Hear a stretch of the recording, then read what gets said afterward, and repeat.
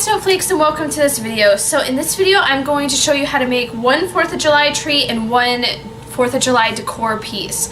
So both of these things can be made super quick, so let's get on into the video.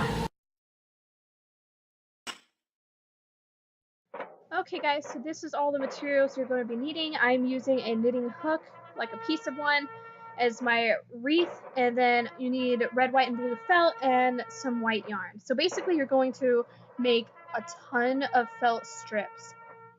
And basically I folded my piece of felt in half, and then I cut the strip, and then I cut that strip in half so I'd have 2 strips.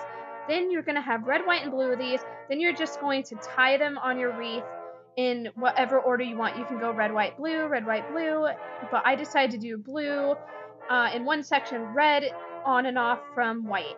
And then I added some felt sticker stars to it, which you can hot glue, and a little string so I can hang it up, and this is super cute, and it was free for me to make, and I don't really care if it gets dusty or dirty because I made it for free.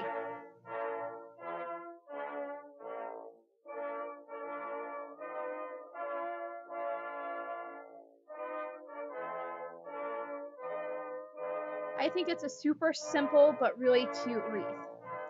Next, we are making a 4th of July M&M brownies. So you're just going to make your brownie mix, whatever one you want. After you have it all mixed together, hopefully you can get red, white, and blue M&Ms. I couldn't find any, so I just got regular M&Ms and pulled out red and blue. And so then halfway through making your brownies, you want to pour the M&Ms on top, then let it cook the rest of the way. Then I drizzled over regular vanilla frosting. This gave it the red, white, and blue.